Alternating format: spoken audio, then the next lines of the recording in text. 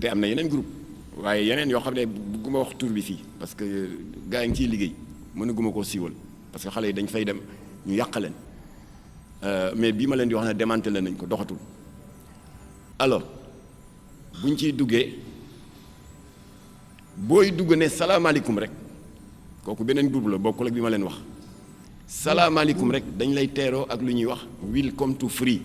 dañuy fab benn sagaru 20 000 francs daal di la ko weef xale boo xam ne toog na 10 ans mosul téye benn 5 000 francs mbaa 5 000 bu ma moomul boppam benn groupe nga ne salaamaaleykum rek ñu ne la wa aleykum salaam ak 20 000 francs weef bu ëllëgee di nga duggaat ci groupe bi wala doo ñëw da ngay ñëw. alors boo duggee nag day am ku ñuy wax le parrain moo lay jël ci suuf souhaiter la bienvenue groupe bi li ko tax a jóg du dara lu dul solidarité ak entraide particulièrement au profit des jeunes précarité bi les milliers de jeunes diplômés sans emploi looloo ñu tax a jóg nous sommes des humanitaires social moo ñu tax a jóg xale bi gëm ko ñu gëm loolu ne mën nga fi am visa ñu gëm loolu ne ñi nekk ci groupe bi mën nañ la dimbali dégg nga am financement de projet ñu gëm loolu ne mën nga fi am nu mu tuddati daal di la promettre moo émerveille nga daal di miin groupe bi nag semaine bu nekk au moins mu am ku la dóor benn weef 20 000 30 000 chaque semaine alors mu am bés nag sa administrateur jox la rendez-vous nee la waaw bon pour ñu mën a discuter tranquillement parce que groupe bi léegi dafa bari ay activités yu bari na quoi xumb na te yow man lañ la affecté ñu dimbali la xool sa carrière nu ñu koy defaree yooyu la ñuy gëmloo xale yi jox la rendez-vous benn restaurant de luxe mu payal la fa ay plat yoo xam ne ba nga juddoo ba léegi ma soo ko lekk soo leen toogee ba lekk ba suur booy ñibbi mu jël 15 000 ne la jëlal paasu taxi kooku bu ëllëgee du delluwaat ci groupe bi noonu daal de fil en aiguille am na xale yoo xam ne ba ñu demee ba waxu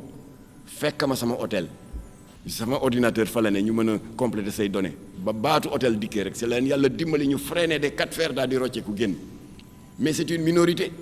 l'écrasante majorité teg nañ seen tànk ci ndëgg sërëx yi daal di dugg ci ngóor yi gën je l'ai dit aux enquêteurs man leen groupe WhatsApp yaa ngi fii ci clé bi ngeen démantelé leen ni ngeen démantelé woon le groupe WhatsApp le site de Kocc Barma bi daan def nit ñi chantage ak extorsion de fonds boobu bokk naa ci ñi joxe groupe WhatsApp site pornographique yi Kocc Barma am ñu jox ko jàmbaar ji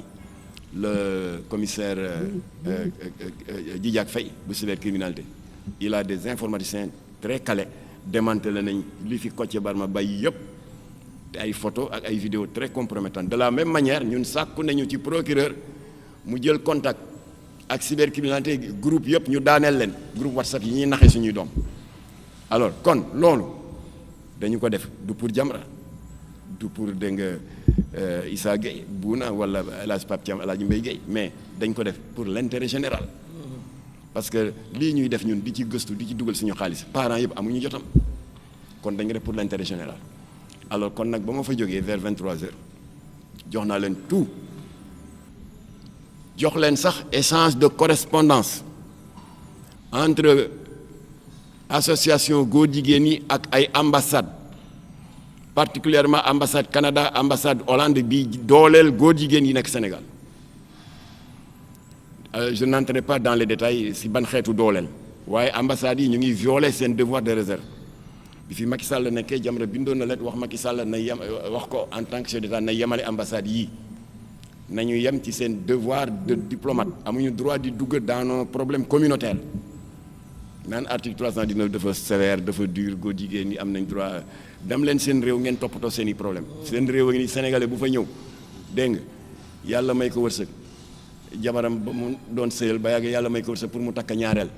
yéen doo leen reconnaître ñaareel bi da ngeen koy considérer comme clandestine te Sénégal kaasul vous êtes contre la polygamie on a le droit nous d'être contre l'homosexualité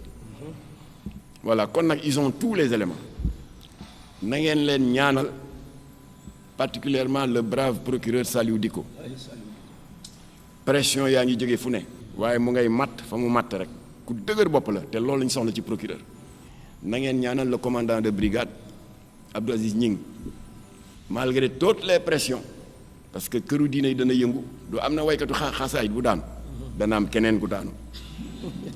alors malgré les pressions ñu nga dëgër te ñoom defuñu ko pour rëbb nit def sa société déedéet parce que mbirum góor jigéen dafa am melokaan bu bees nekkatul rek loo xam ne dañu ne waaw yàlla rëbb na leen ci suratul tawba suratul anfal suratul ankabut suratul anbiya yi suñu mbokk catholique yi ancien testament téere bu ñuy wax lévitique chapitre 18 verset 22 suñu borom ne coucher avec un homme comme on couche avec une femme c'est une abomination léegi dépassé na loolu c'est devenu un problème de santé publique parce que joxoon naa Aly Ngouille Ndiaye ay statistiques yu CNLS le Conseil national de lutte contre le sida qui est basé à la primature statistiques yi lu mu wax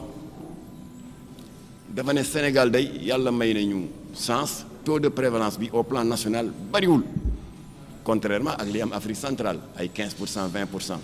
c'est-à-dire téeméeru citoyens yoo jël ci dëkk yooyu 15 yi wala 20 yi am nañ doomu jàngoro bi Sénégal 1% sax amuñu ko 0,3 précisément waaye bi comité national de lutte contre le sida jëlee góor jigéenu Sénégal ak lesbiennes yi ber leen le taux de prévalence est de 27%. téeméeri bu góor jigéen boo jël ñaar fukki ak juróom-ñaar yi am nañ doomu jàngoro bi ñu ne loolu bu ko kenn wax bañaa wax kon loo melokaan boobu la xeex góor jigéen am dootul un problème moral ci la bokk mais romb na ko c'est des dangers pour la santé publique kii ci loolu lay yëngatu le syndicat unique des travailleurs de la santé et de l'action sociale donc les góor jigéen ñaanuñu leen ko nag mais c'est la réalité sont devenus des vecteurs de propagation du sida loolu mën na faagaagal aw askan ñu ne kenn du ko wax dinañ ko wax jël information yi di ko jox ñi ko war a enquête ñu enquête ko neutraliser leen li tax neutraliser leen ak damm réseau yi nekk lu urgent mooy wax naa ko sànq yemuñu rek ci seen mbon waaye nee nañ dañuy yaatal seen géew yàq doomu jàmbur yi te commencé nañ ko y a combien de talibé yu am 14 ans 15 ans yu góor jigéen yi ay punkal yàq tëddee leen yàq leen ñi ñu mujjee jàpp ils sont séropositifs mooy ñetti célébrités yi ñu jàpp loolu nag ba kaña alors loolu tax nag il faut les isoler de la société état bi mooy xool nu muy def ak ñoom waaye ñun société bi am nañ droit révolté wu exiger de l'état un peu plus de rigueur léegi nag kon wax naa que chef d'inculpation yi dañ leen yokk léegi waxoon naa ko sànq léegi nekkatul uniquement acte contre nature ak association de malfaiteurs waaye procureur Saliou di ko def ci yokk trafic de drogue parce que ci punkal yi ñu mujjee jàpp am na ñoo xam ne ba ñu defee perquisition chez eux fekk nañ fa li Jamra di xeex depuis 40 ans quatrième chef d'inculpation blanchiment d'argent et cinquième chef d'inculpation mise en danger de la vie d'autrui parce que dañuy dem xam ne am nañ jàngoro ba pare di ko wasaare voilà kon loolu mooy suñu liggéey ak procureur mooy suñu liggéey ak ñi yore enquête bi nous restons à la disposition de la justice